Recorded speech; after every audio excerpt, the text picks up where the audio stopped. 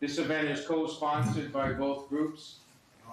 Historical Society obviously enjoys any kind of presentation like this, and the Watch Hill Lighthouse Keepers, because it happened just off of Watch Hill, and their president, Andrew Barber, is here. If you have any interest in the Lighthouse Association, he's in the back corner hiding, but feel free to hit him up later. It is being Facebook Live on 321 Media, and then will be available afterwards on 321 Media on Facebook and on the YouTube Okay, so I can use this for light. So anytime you want to get, grab some snacks and soda, help yourself. Bathrooms are over there. There's an exit here, and there's an exit in the back on the right. And gentlemen, thank you very much, and jump on in. Thank you. All right, so we'll start with our dive team. And as you can see, it consists of myself, Charlie, our friend Mike, Peter Hess, Steve Gatto, and Thomas Mitchell. Peter was our lawyer.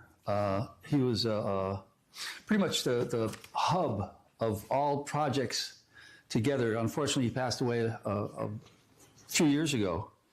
But because of him, we did a lot of things like go and get invited to the Explorers Club where we did this talk. We're sitting in the back of the room with Peter and a few other people, and this presenter was talking about this bell that he had found in Bermuda, and it was, I think, of Danish origin or something. It was beautiful, it was a big bell, and so he said he's going to present it back to the Danish people. As soon as he said that, Peter said, "I wonder if he'll get the Nobel Prize." It was pretty funny. So back in the last century, in the late 1900s, who wrote that? Did you write that? Our story begins as a lot of good stories do, over a beer, or in this case, as a brewery of beer. My career was in industrial gas sales. I sold CO2, and Charlie had just started this brewery when I met him, and so I hooked up with him and sold him CO2, carbon dioxide, and put the bubbles in his beer. Let's see. Maybe some have heard of it, Cottrell Brewery. There we go. Yeah. Okay. Let's see. I'm sorry, I'm so slow on this.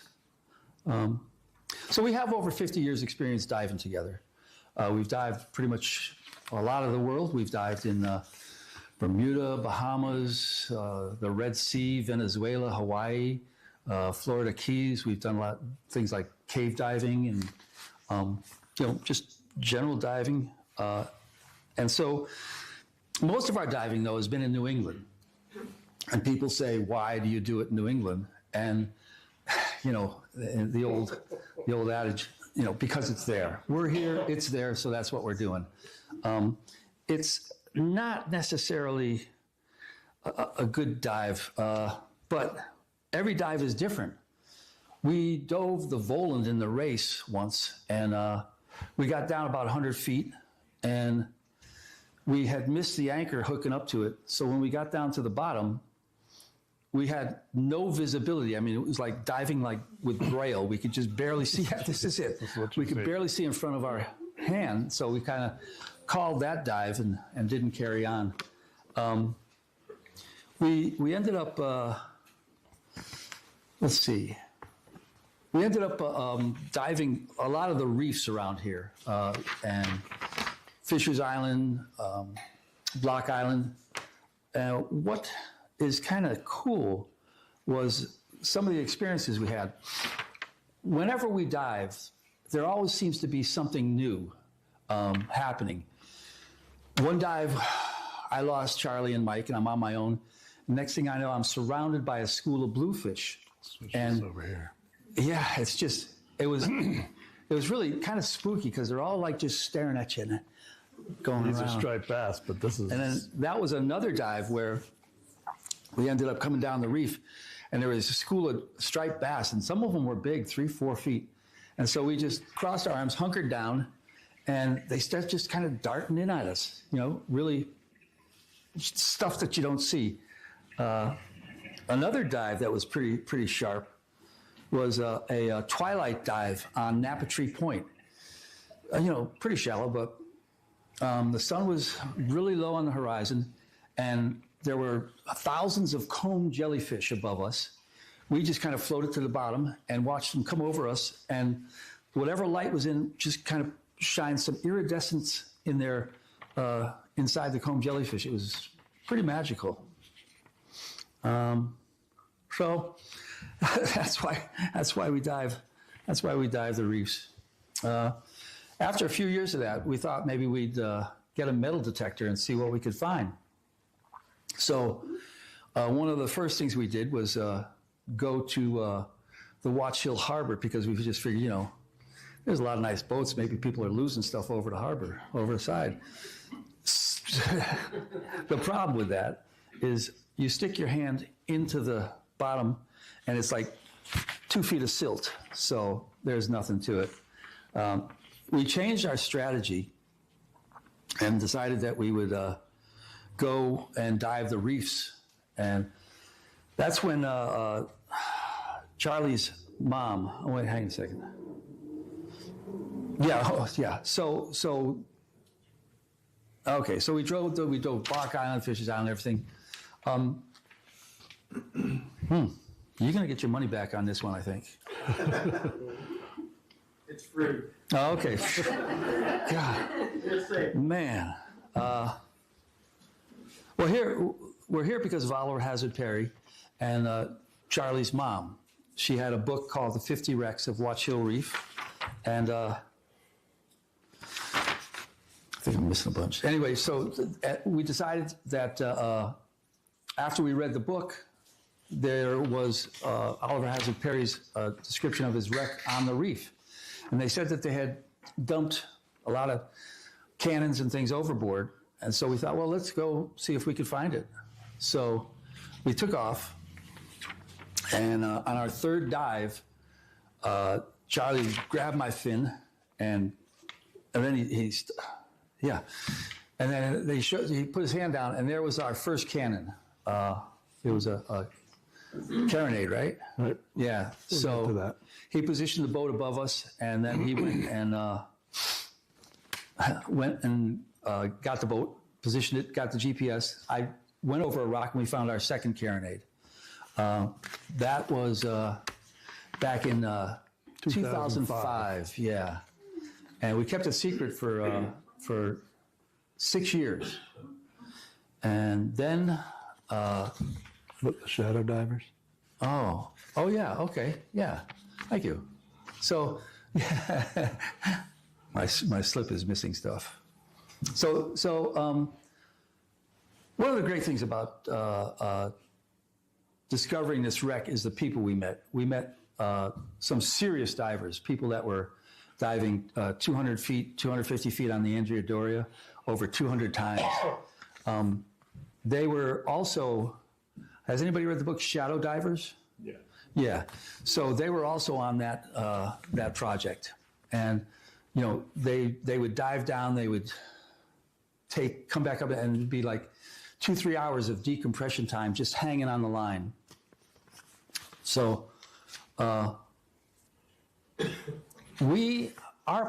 dive profile is about 10 to 15 feet, 10, 20 feet, because that's how shallow our wreck is.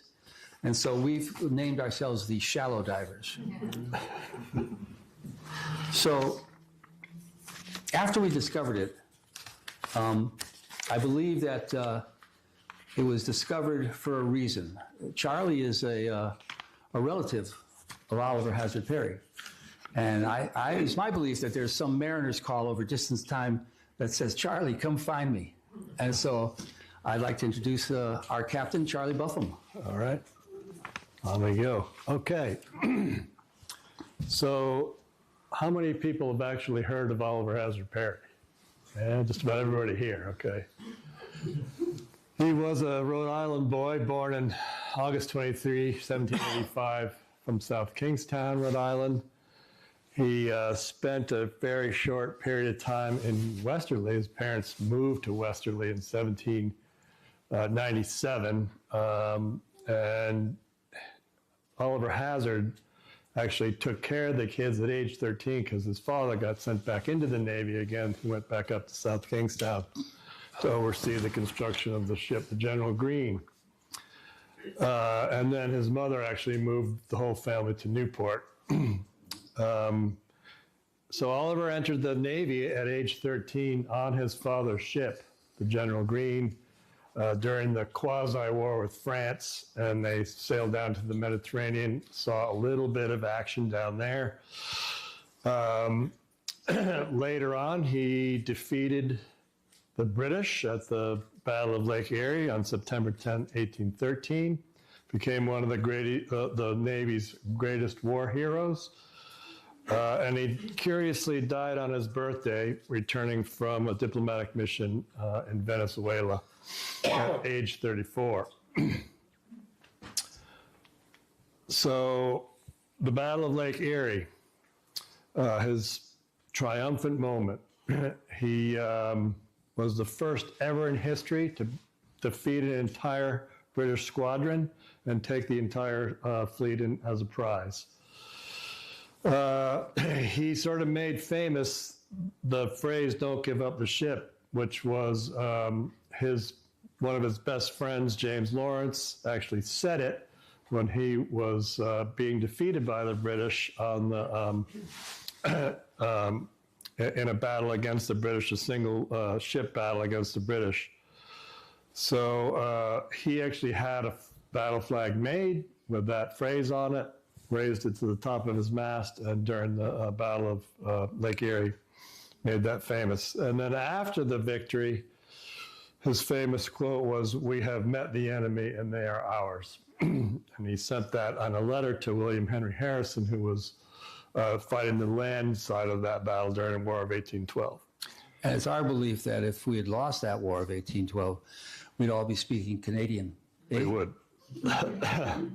So the result of that battle was the U.S. regained the territory of Michigan, which the British had taken, Fort Dearborn, Chicago, British had taken, Detroit, and Mackinac. So this was a huge victory and a big morale booster to the U.S.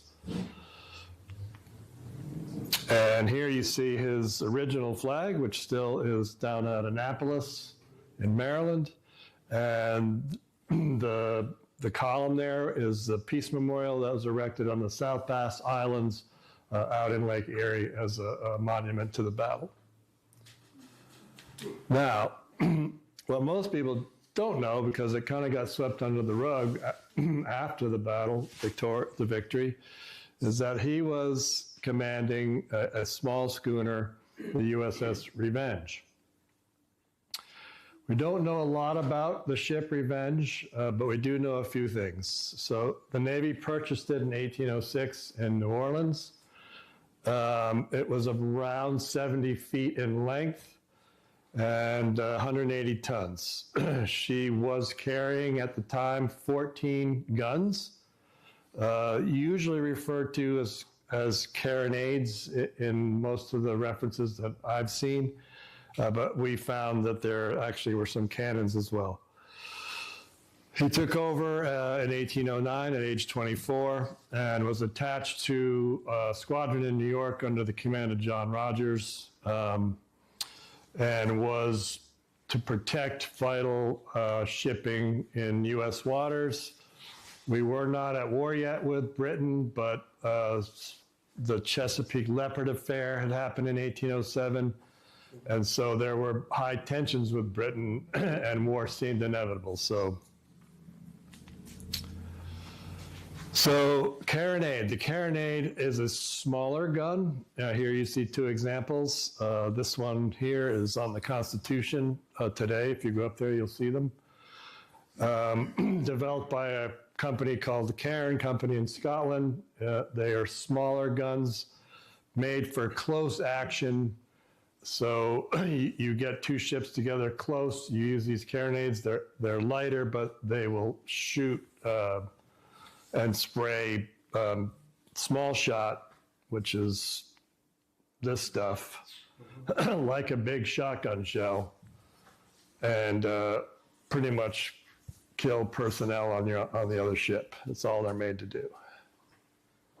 If you ever see the the film with Russell Crowe, Master and Commander, it's the best representation that you ever see of this stuff in action. It's a pretty good audience. Say, help us. Yeah. Help us. Just keep it coming. So we also know that Revenge with a full crew was 78 men. And you think about a 70-foot vessel, there's plenty of 70-foot sailboats in the harbor in Watch Hill or Stonington. And think about putting 78 people on a 70-foot vessel. But It's a friendly crowd. yeah, but you have different shifts, and many of them are asleep, you know. So an officers, and warrant officers, 4 midshipmen. One of the midshipmen was Perry's younger brother, Raymond, and then a whole lot of enlisted men. So just before the wreck, I was able to come across this. This is up in Providence at the Rhode Island Historical Society. This is a steward's return of the Revenge 5 days before. And so she actually had 69 people on board. Here you see it drops to 67 because over in the notes, 2 of the boys, they were in Newport here, 2 of the boys went ashore and never returned, went AWOL. They take another guest on here, and then one of the boys is caught and retrieved and put back on the boat. And here you also see what kind of things they ate: beef, pork, butter, cheese, and then everybody gets their daily ration of spirits.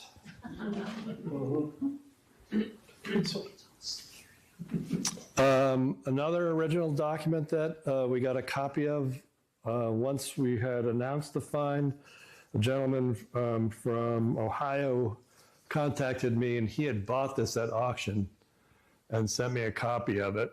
But here you see what kind of stores they loaded in, and this was in spring of 1810. But the interesting thing to us was, here you have water casks and all kinds of other things, but there are 20 pigs of iron that were loaded on, which means they had iron ballast bar, not stone ballast bar. So, sorry, stone ballast in the bottom of the ship. I don't know if I mentioned this, but when we made our announcement in 2011 on the 200th anniversary of the sinking, we did it at the Ocean House, and it was our 15 minutes of fame. We had Yes. about 4 TV stations, half a dozen print journalists. The AP got a hold of it. We went around the world. We actually heard from people like relatives of mine in England. You heard from somebody in the South Seas or something. Yep, up South America, yep. It was pretty neat. So we'll show you why that's, the ballast bar is important to us. So, Revenge wrecked in the middle of winter, January 9, 1811. He was on his way back from Newport, on his way to New London. So he had been sent to Newport to do a survey of the harbor there. The Navy was looking for better chart information, so they sent him to Newport to do that. And at the end of a week, decided to sail back to New London for new orders, and was a very thick fog. They left the harbor around midnight, thinking the fog had lifted, and the fog set back in on them. And then he thought he was east of Watch Hill, around Charlestown, but in fact, he was further along than he thought. And early in the morning, they hit the Watch Hill Reef. That's a little hard to see, but Well, not for them, but for us it is. oh, maybe you can see it better. So, as some of you know that are mariners around here, this Watch Hill, from Fishers to Watch Hill, is quite a dangerous passage. There are lots of reefs there: Watch Hill Reef, Gatum Reef, Sugar Reef, and even today, people are hitting those reefs pretty consistently. And during our dives, we've witnessed at least 2 vessels hit the One was a family on a sailboat, and so they got right up on a rock, and she's not happy, and he's running back and forth, and the boat finally rocked off, and then the other one was somebody coming along in a motorboat, and we're waving because he doesn't slow down towards the reef, and he smacks the reef, and he damaged one of his props, right? Yep. And the first thing he says, "Dang, I just got this out of the shop yesterday." Yep. Can you point out the exact location of the reef on the map? Sure. Watchill Reef is right Okay. right here. Roughly where the buoys are today.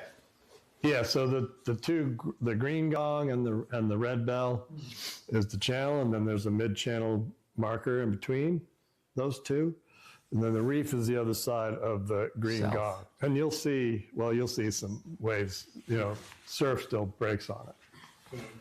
How far under the surface are they? Well, low tide, the rocks sometimes even protrude the surface. Yeah. Which can make for a difficult dive because you're facing the current. You're Yeah, facing. we'll get to that. Oh, never mind. We're getting there. Forget I said Sorry. that. We'll get to that. So we know that only a very few ships, this is a list of all the wrecks, or most of the wrecks that have ever wrecked on Watchill Reef, and only a few of them had guns. So there was one back during the Revolutionary War, a British ship was chasing an American commercial vessel and went aground on Watchill Reef, but another larger British ship came and salvaged all the guns, the small arms, and the anchors, and then blew the thing up by the powder magazine so that the Americans wouldn't get it. The HMS Culloden, another British ship, not sure if it actually hit Watchill Reef, but it became distressed and stranded there during a November hurricane, and her anchors parted, and she drifted all the way to Montauk Point, and is still there today. We've dived the wreck there. They're nice, big 9-foot cannon on the bottom of the I was going ocean. to go 12 foot. Yeah, 12 feet, man. They're 18 big, foot. big cannons. And then, of course, Revenge, and the rest of these are all commercial vessels, coastal schooners and what have you, until you get into the steam age. So no guns on them. So the most popular wreck that's still out there today is the SS Onondaga, wrecked in 1918. Was ordered to go on the inside passage because it was World War I, and they were worried about U-boats. And same exact conditions in a thick fog hit the Watchill Reef. He thought he was off of the race, and that Watchill light was the race rock light. Not to be. So this is a side scan sonar of the wreck itself, and that is where everybody pretty much dives if they're going out to Watchill Reef. It's in about 55 feet of water. We've probably dived it 15 times. Probably. When we first started diving, there used to be these gigantic white wall tires, and Yep, they're not there anymore. most of them are gone. But we did get some souvenirs. They had cat paw heels, so we got a couple of those. Shoe heels. Yeah. So, as Craig mentioned, my mother had given me this book by Margaret Carter, The Shipwrecks on the Shores of Westerly, which has a reprint of Perry's letter to his squadron commander after the wreck. And there were things in it that piqued my interest. So he says, I ordered the anchor to be let go because the fog was so thick. And then when they hit the rocks, a little breeze sprung up and he had the sails trimmed and he thought he could sail it off.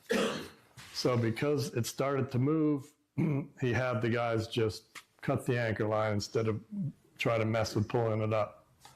So anchor still down there. The boats were hoisted out, a kedge and hawser run out, and then they cut away the masts. And then he threw over 8 of the 14 cannon and a bunch of shot. And then most of the sails and some of the rigging, most of the muskets, pistols, and cutlasses have been saved, and provisions were principally, so most, but maybe not all. So we were thinking to ourselves, there's got to be some artifacts left of that ship somewhere. And a reporter once said, after many beer-fueled bull sessions, Yes. we went out and found it. So this is our high-tech dive vessel. But you don't want to be anything much bigger than this because, you know, we are anchored right over the reef. And it's fairly shallow. As we said before, it's easy to hit. So it's advantageous to be a shallow draft vessel to get over there. So it's a tough place to dive, which is why not that many people dive it. Visibility stinks. The currents run 2 to 4 knots. You have to dive it at slack tide. You only have 30 to 40 minutes to dive it because once the tide stops, you're in the water, you feel it start to run the other way, you're out of the water. Occasionally, it doesn't even stop. It just turns. And so you have to be... Yeah, like a full moon. So we experienced that once on a full moon. We got in the water and all it did was swing around and never stopped. We nearly got swept away. It's overgrown with lots of kelp and other vegetation, so you don't really see much. And there's constant surf, and surf is breaking on it because it's shallow. And this is not very good, it's a little grainy, but it shows you how fast the tide moves. This is Watchell Reef, and you have an outgoing tide against a opposing wind, which creates that tidal rip. So in conditions like this, you're basically surfing 10 feet this way, 15 feet that way, Yeah. back and forth.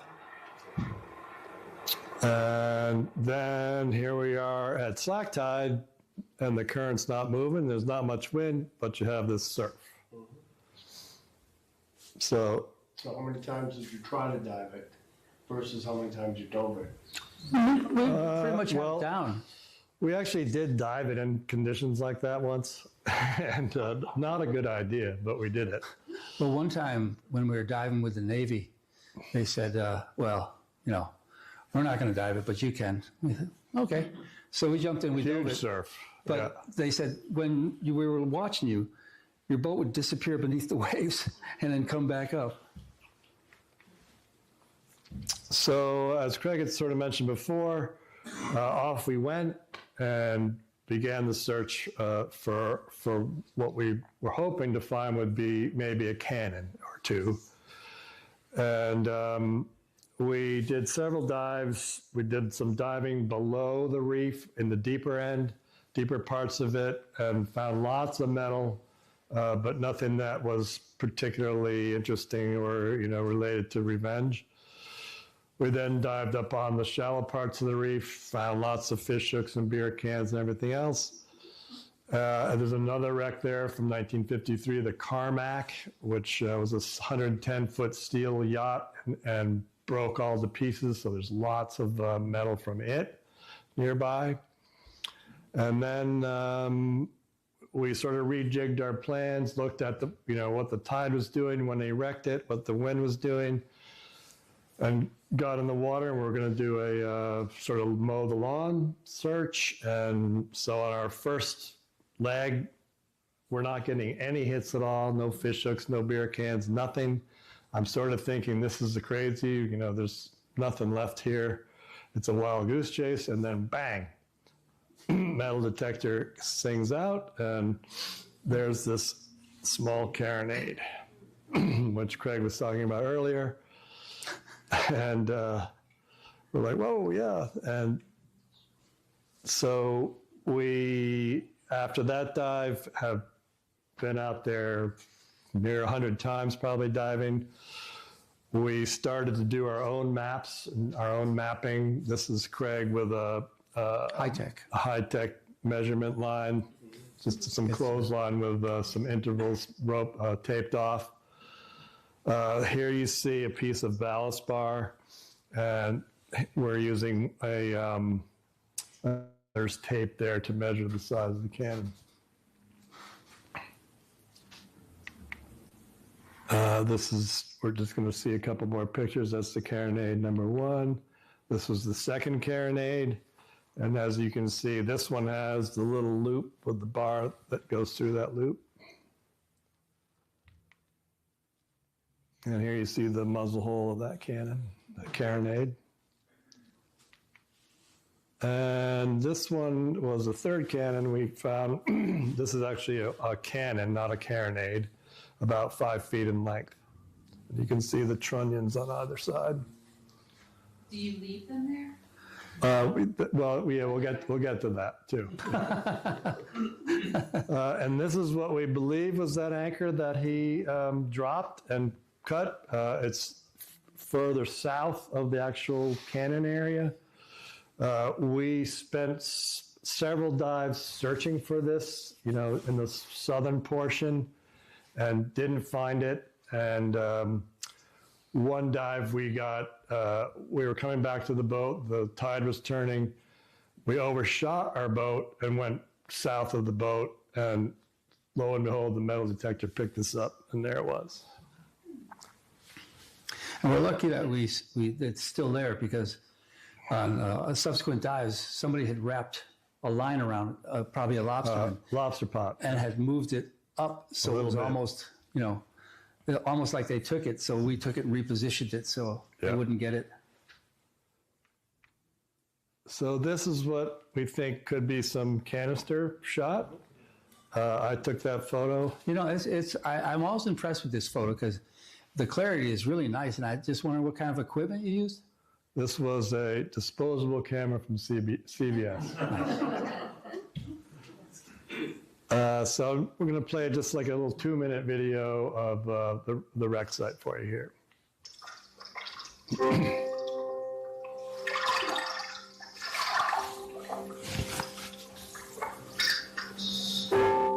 So we ended up diving this with, like I said, some of the guys from Shadow Divers, and they dive, they're technical divers, so they dive 200-300 feet.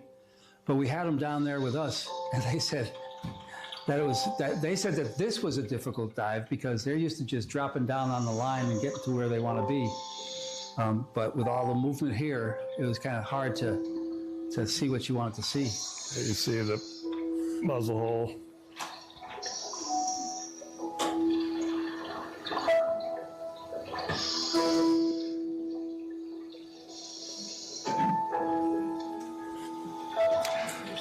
One of the photographers here was a National Geographic photographer too, but just on his own time, not for the magazine.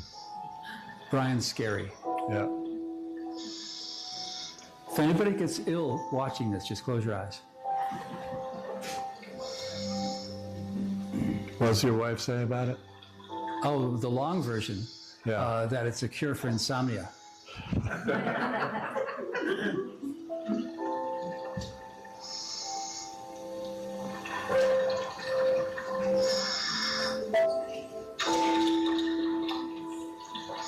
There's the anchor. Clunk.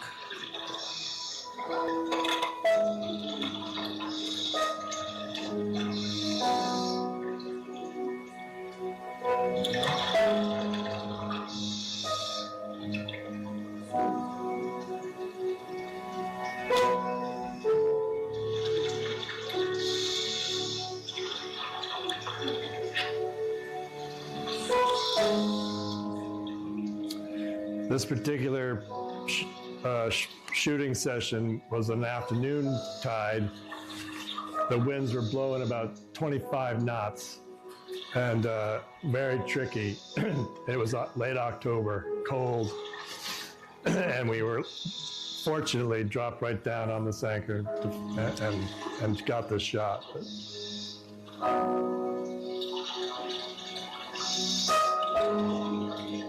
The funny thing about, diving is when you see something underwater, no matter what it is, it's a treasure.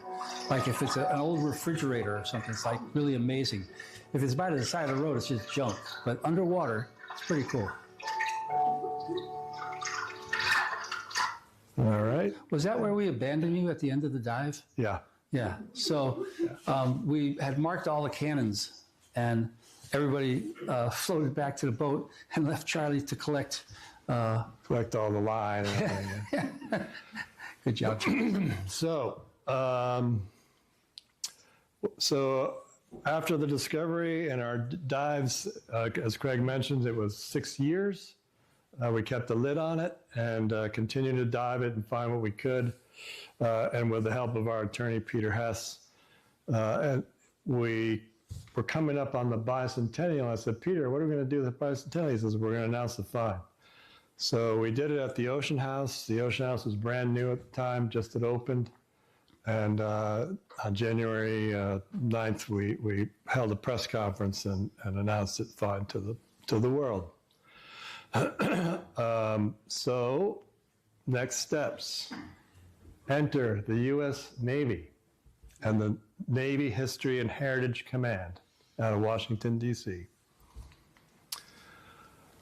The Navy, because it was a Navy vessel, always has the jurisdiction over this wreck and all other U.S. Navy wrecks, planes, ships, no matter what it's from. So the Navy Historic and Heritage Command is a small organization in Washington, D.C.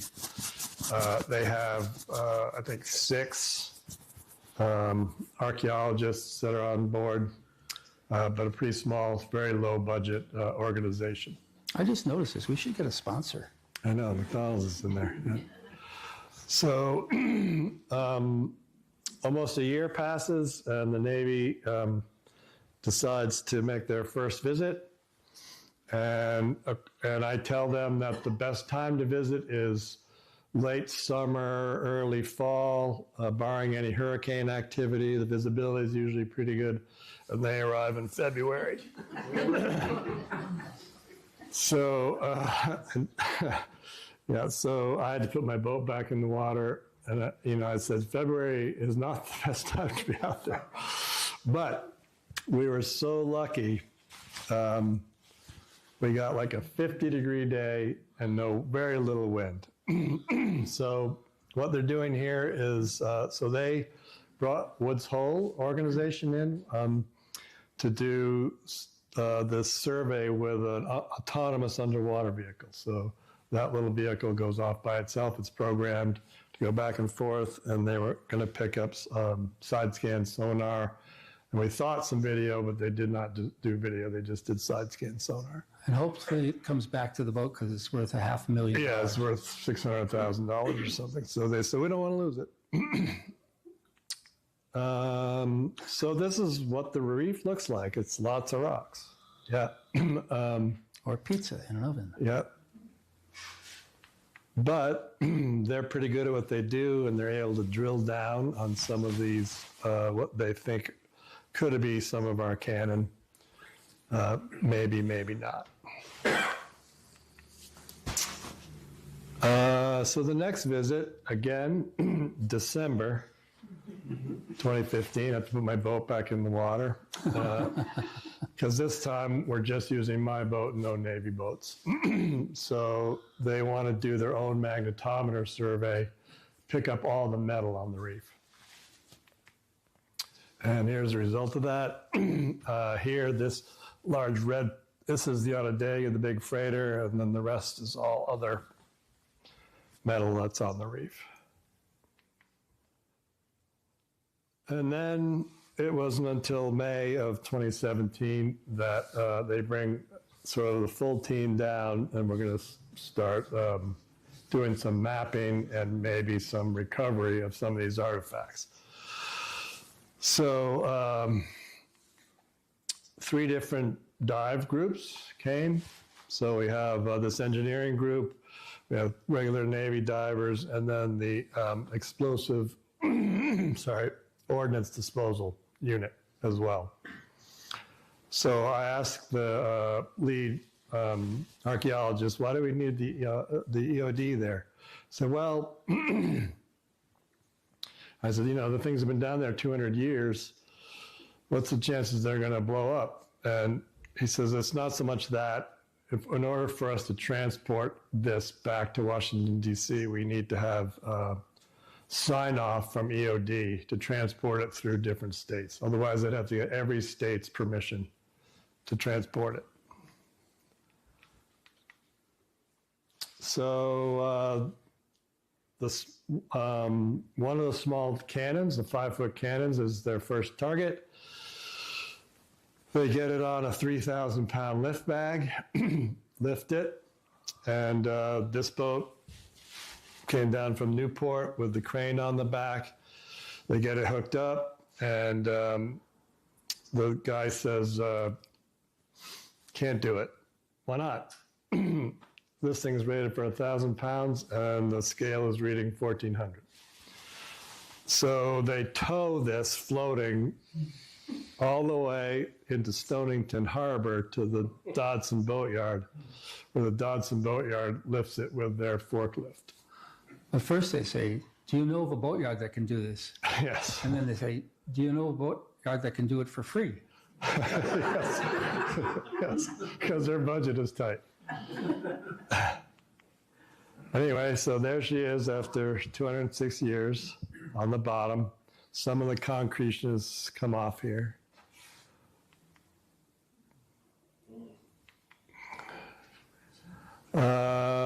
So another year goes by and return for another artifact recovery mission. And here we are. There's always a dive meeting, planning meeting before every dive. They're pretty serious about how this is all going to work. And I think you or I said to them, well, we're only in 10 or 15 feet of water, because they ask us, where's the nearest recompression chamber in case we get the bends? And I said, we're only in 10 or 15 feet of water. And they're like, doesn't matter. This is the protocol. And it was one of the sub base, right? It was one of the sub base, but they said, you guys can't use it because you're not Navy. So it would be South Kingstown. South County Hospital, I guess, has one. So a little bit smaller lift bag this time because we're lifting one of those small carronades. So about 750 pounds instead of, so they could have used the other one, but guess we're going to need a bigger boat. So here we have a torpedo vessel. This is the little carronade There it is being right lifted there, yeah. with this huge crane. And there she is on the deck. So early conservationists, so these all went to Washington, D.C., to the lab down there. And they began conservation efforts of them. And the first curious things were there's some rope tied around this casco bell here. They found some textiles that were kind of wedged in here. And this, I think, was once an original curved fragment there. But so it sits in a water bath with electrical current that runs through it for 1 to 2 years to leach all the salts out and begin to crust that crusty stuff, get the crusty stuff off. And here you see the conservator got most of it off there. And so it's an Armstrong type cannon. The Armstrong was originally a British type of cannon, but this one they think was made in the US. Unfortunately, where the markings would be was right here where this big chip is. So it's a 6-pounder, carried 6-pound shot, 6-pound shot. All right, just a quick little video of her and doing some of this. Can't hear it very well. See if I can turn that up.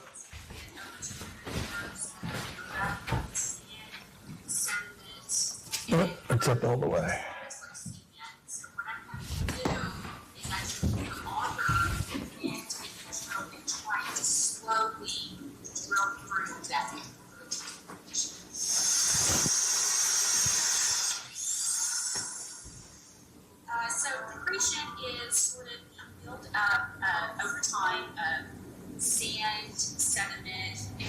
want to take the iron and sort of over time it just it's all together. The longer it sits there and does that, the harder it gets. So this has been over 2 years to work and build up. It's almost like concrete.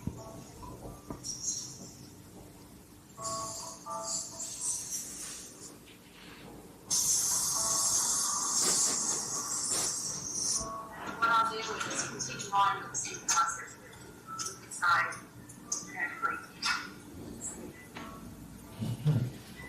progress. I'll continue that until it's we'll go on to the next phase to finish desalination and then stabilization. So you can see it's in pretty good shape now.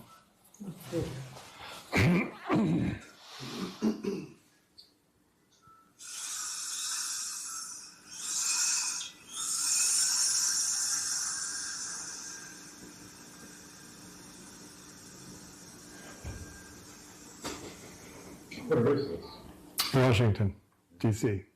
It's at the Navy Yard in Washington, D.C. And there's the Navy Museum is there, and if you ever get the chance, it's worth going to check out. But it's on the Navy Yard facility, so you have to go through all security and everything to get in there. So the second one, the little carronade that they pulled up, here it is in its electrical bath. But as you can see, there were markings on it, 1798. So that for us was a deal clincher because it's not 1865. It's, it's right where we want it to be. This is actually a British-made gun, and I've looked this up, and this is the markings of the foundry that was in England. And not unusual at that period of time to have British-made guns on some of the U.S. vessels. The Navy was very fledgling at the time. And I know that Constitution, the USS Constitution, had 4 guns with the exact same markings on it during its initial battles. So the video of her boring that gun out, they found wadding. They had 3 pieces of wadding, and there's the cannonball that was wedged in between it. So it was live, right? It was live, yeah. So Oliver Hazard Perry exercised his crew almost every day on the guns. And because there was such tension and war was imminent, he kept the guns loaded all the time. So remember I said we found 6 of the guns and not 8. So we always thought, well, maybe we're just missing them, we can't find them. But later, one of the archaeologists came up with some of the letters from Perry to the Secretary of the Navy. And sure enough, some of the locals in the summer of 1811 went out and salvaged some things. So these 2, Elijah Baker and Barth Hedden, from an island in the Sound, which I'm assuming is Fisher's, took 5 tons of ballast bar. Jonathan Palmer from Stonington took 8 tons of ballast bar.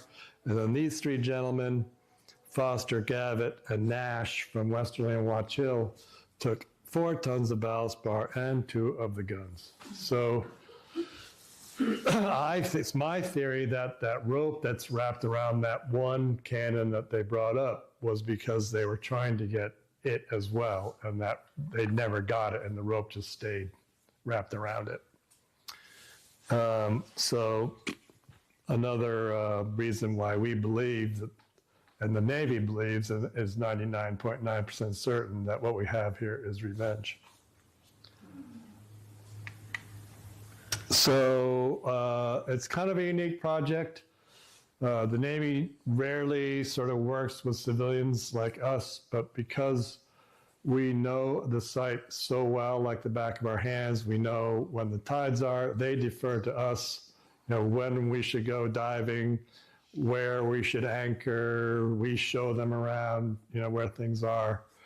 Because it's such a short dive window, they just don't have the experience yet to be able to do it on their own.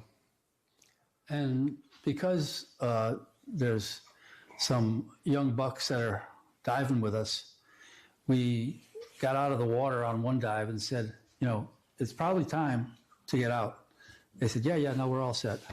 Next thing you know, they floated away, but we managed to catch them with our boat. We did.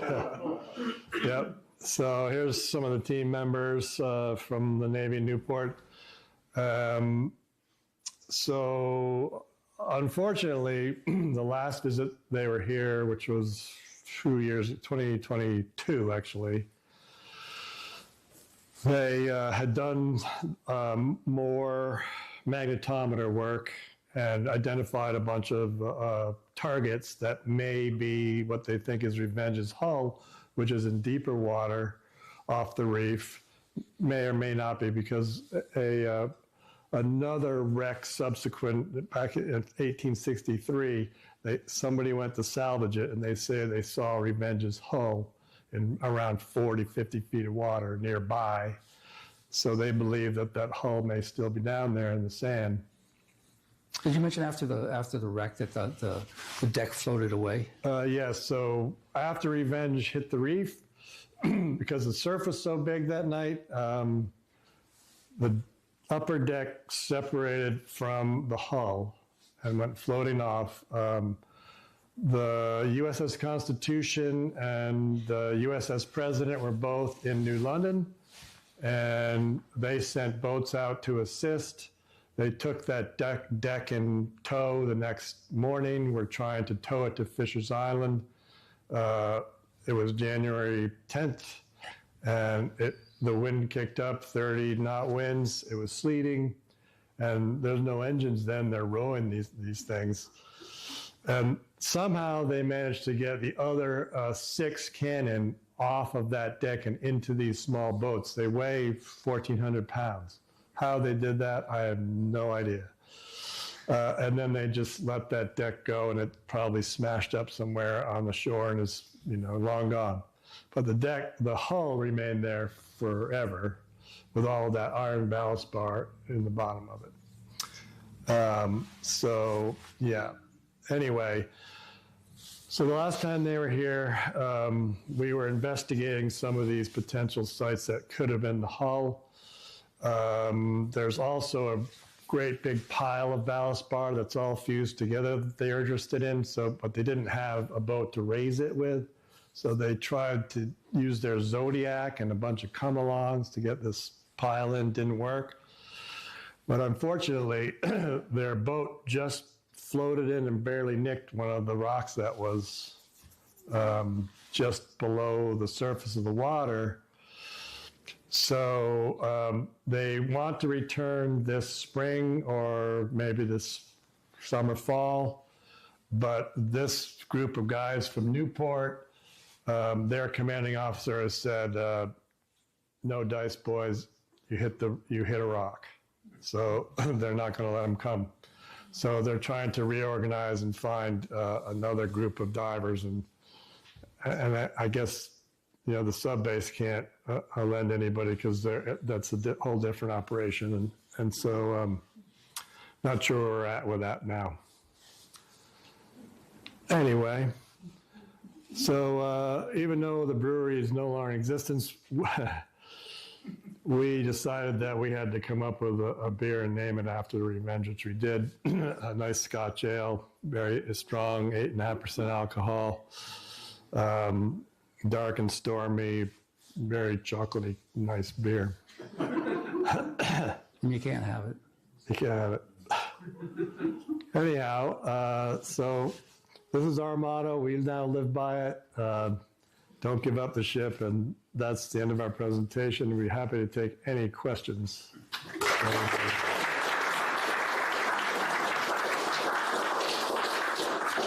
Yes. For our viewers, can you repeat the question so they can pick it up on their Sure, camera? sure.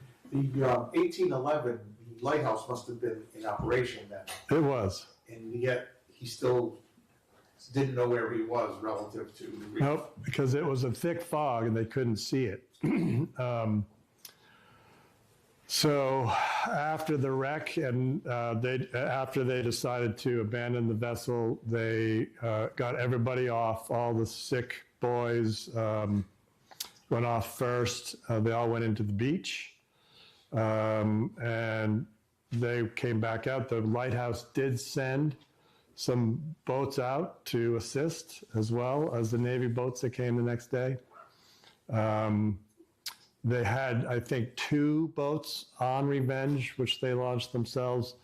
And one of them initially rowed an anchor out into deeper water to see if they could pull the vessel off the reef. Didn't work, so they also cut that line, and we've searched that area for that anchor, but not been able to find it yet. I mean, January, and you're out in the ocean, and you hit the reef, and your boat falls apart, but there were no loss of life. No loss of life, no. Yes. Did Perry get in any trouble for this? So after the wreck, and he sent that letter to his squadron commander, they had a court-martial on board either the Constitution or the President, and they found him not guilty. They put the blame on the pilot, Peter Daggett, because Peter Daggett, the pilot, said he could very confidently take Revenge from Newport to Watch Hill in such conditions. But he was furloughed afterwards and got married, went on his honeymoon, came back, and had a very hard time finding another position in the Navy. Everybody wanted a seagoing, position, because that's where the glory was. But things are happening on the lakes, but nobody really wanted to be on the lakes. But he finally said, "Look, just put me where I can be of service." And so they sent him to Lake Erie, and he took 100 of his crew and boys from Rhode Island with him to Lake Erie, and they arrived in March of 1813 and had 2 brigs and several other smaller vessels built by September of that same year to go out and meet the British. Yeah. So it would have been built at the Naval Yard in Buffalo? Sorry? It was a Naval Yard in Buffalo? Yes, so the question was the Naval Yard, the Naval Yard in Buffalo. So they assisted, but it was in Erie that they built them. Right. Yeah. They had no way to transport. There was a small canal there, but they couldn't. Right. They couldn't get the. So they got a lot of their a lot of the anchors, cannon, things like that came from Pittsburgh. A lot of things from New York City were all sent up there. Yeah. But an amazing feat. So where are these cannons now? I mean, are they on display anywhere, or are they still being? So where are the cannons now? The 2 cannons that they've raised so far went to Washington, D.C. They are still at the NHAC lab. Not sure where they're going to go. Maybe to the Navy Museum in Washington. Newport, the Navy War College, there's a museum there. They have an Oliver Hazard Perry exhibition there, small one. We know the former curator of that museum. He wants one, and he wants to have one for the museum. I have suggested that the Watch Hill Lighthouse Museum should have one. And while I haven't gotten an absolute no on it, it's unusual for them to do that, but he says maybe on a loan basis, permanent loan basis, who knows? Yeah, and there's still 4 more down there, so yeah. Yes. So when you initially went diving at the reef, was this a target for you, or did you is your intent to find these? Absolutely. Yeah, absolutely. So you had done the homework prior, Yes. knew the number Oh, sorry. of guns that were there? I got to remember the question. That's the tough part. So, So the question is, did we go looking for them? And, you know, we did, absolutely. You know, Yeah. after that book that Charlie's mom had, we thought, you know, this might be possible. So we got the metal detector, let's just go and take a look. And the reason to kind of keep it under your hat for 6 years was to, So we could dive it. So, because as soon as we let the Navy know, you know, it could have been hands off, don't go near it anymore. So if nobody knows, you know, what you don't know doesn't hurt you. yeah, and that kind of was the advice of the attorney that we had. You know, he said, we can film it, we can map it, we can draw it. We can't touch or take anything by law. So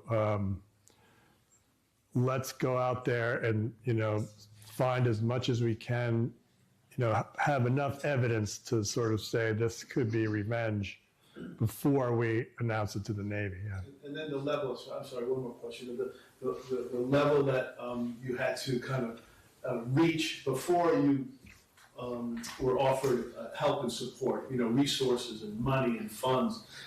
Was it because you know, your documentation was just so solid? You know, how did you get the Navy to now step? Again, I think it was Peter Hess. I mean, I think his reputation in the maritime circle was, you know, respected. And so when we had all our facts together, it just seemed obvious. Well, to us, we knew unless it was a cannon dumping ground, it had to be the Revenge. And their interest was to verify it and to help you get it out. Yeah, so, you know, we don't have the ship's bell that says Revenge on it, but we do have lots of circumstantial evidence, and we have that cannon of 1798, and we have, you know, things like that. They're 100% certain that it is what it is. And we are too. I mean, Yeah. Yeah. Yeah. Yes, sir. Yes. You said your mother laid the seed with her book. She did. Mothers are great. Yes, they are. We wouldn't be here without them. We would not be here How without. did she pursue the information for the book, and what caused her Well, to be so? let's see. So she has an attic, and she lives in a house that was built in 1750, and an old attic which is full of lots of stuff. So I was perusing around the attic one day, and there's a bookshelf with books in it, and I found it, and she says, "Oh, you can have that book." So I just started reading through it, and then reading that passage, and that's how it all got going. Yeah, so that little book by Margaret Carter, pretty small circulation. I think you can find it sometimes in secondhand books or bookstores, but yeah. Yes. Yeah, I found the book on eBay. Yeah. With your knowledge of the reef, had Oliver Hazard Perry been, I don't know, 100, 250 yards, say, west, would he have not gone aground? You would have missed it. Would he have not gone aground? I think absolutely.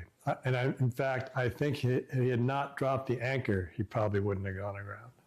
It's sort of like the Titanic, right? If he had not put the thing in reverse and maybe hit it straight on, Yeah. it might have. Yeah, I don't think he probably would have hit it. So he didn't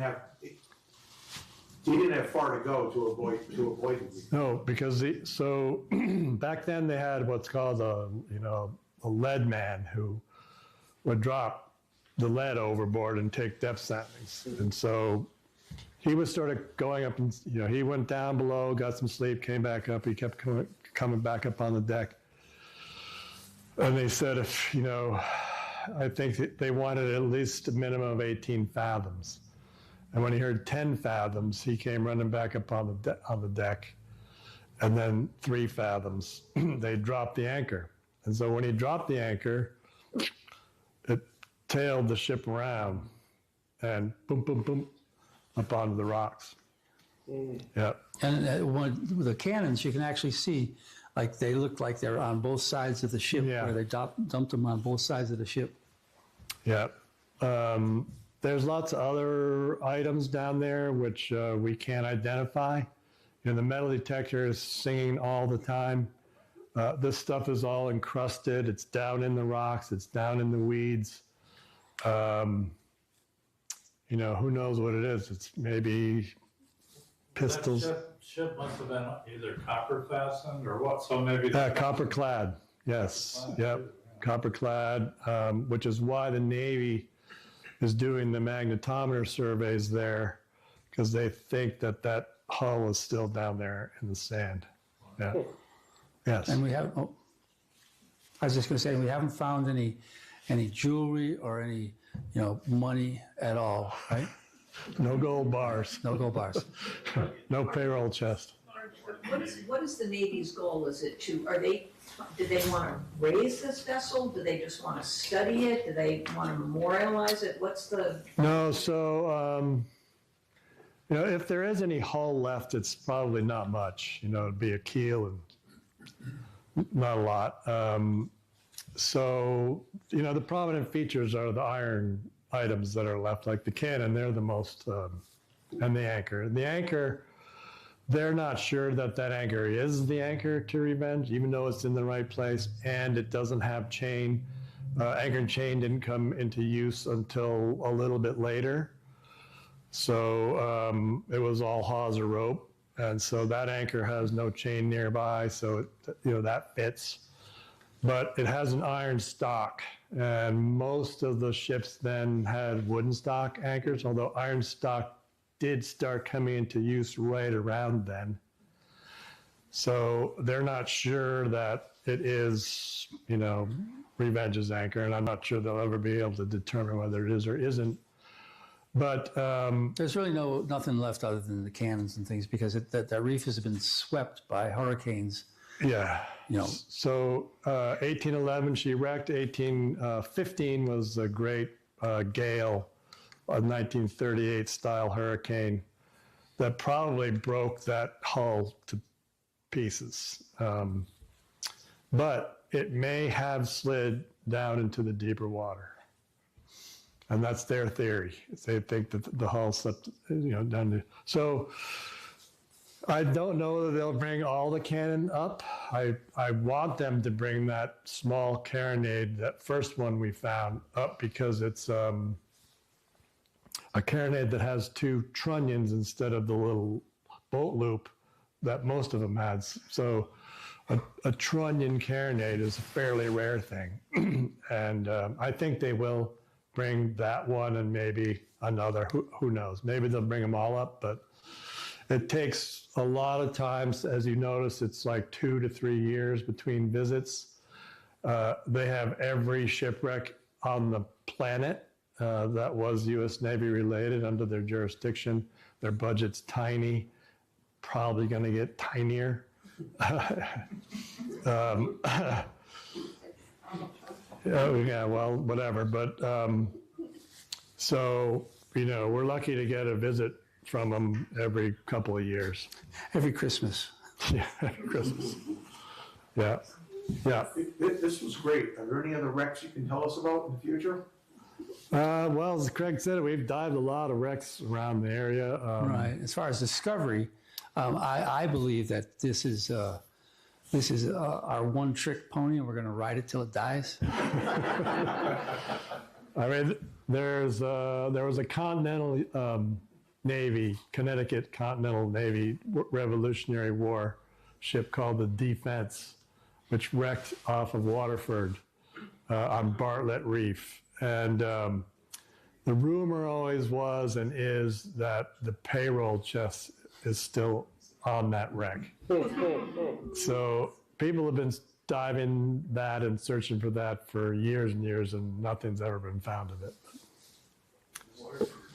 Yeah, we tried once, and the Bartlett Reef is almost a mile long, and the visibility there is even worse than it is here.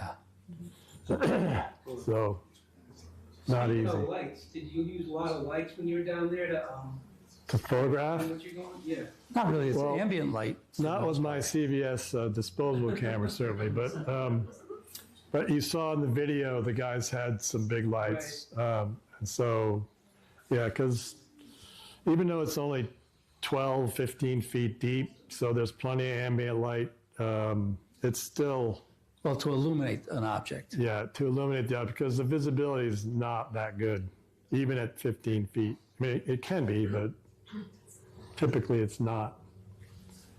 Because the current's just flying through there, and all the Connecticut River, the Thames River, the Mystic River, Pawcatuck River, all that silt and stuff's coming out of those rivers and sweeping across those reefs.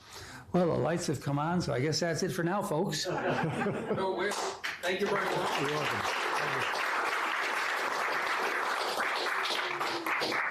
I know some people want to get home, but I'm sure they'll hang around for a little. Sure. bit. Sure. Do you have any questions? But thank you for coming. You bet. Thank you, Charles. Thank you. Experience local excellence with Roofright Roofing in Charlestown, Rhode Island. With over 40 years of unmatched expertise, Roofright specializes in architectural shingles and holds the prestigious title of GAF Master Elite Installers. Known for their commitment to the community and support for local initiatives, Roofright is your trusted partner for all of your home's roofing needs. Call today for a free estimate at 401-212-4140. Hi, this is Dan from Lathrop Insurance. In this challenging insurance environment, Lathrop Insurance can be your beacon in the storm to help you find the coverage you need at the right price. Now, more than ever, you need a partner in the insurance industry that can work with multiple carriers to make sure you have the right coverage at the right price. Lathrop Insurance carries home, auto, and business insurance and can be reached at 401-596-2525. We've been supporting the local community since 1939, and we look forward to working with you. What's going on, everybody? It's Patrick down here at the Wireless Zone at Dunn's Corners at 224 Post Road, and everybody down here is getting the brand new iPhone 16. We have it here in stock. The best part is right now, if you trade in your old phone, you get it for free. We got deals all weekend, awesome savings. Come on down and see us, 224 Post Road, Dunn's Corners, Verizon Wireless Zone. We'll see you soon. D&V Mechanical specializes in the installation, maintenance, and servicing of Mitsubishi ductless mini-split heat pump systems. We are certified by Mitsubishi as Diamond Elite Contractors and factory trained and up to date on the proper procedure of the installation and service of Mitsubishi ductless heating and air conditioning ductless heat pumps. We assist with the paperwork to reduce much of the stress-related documentation required to get the state rebates and federal tax incentives. We are not a jack-of-all-trades, master-of-nothing company. We are masters of ductless heat pumps. It's what we do, and it's what we know.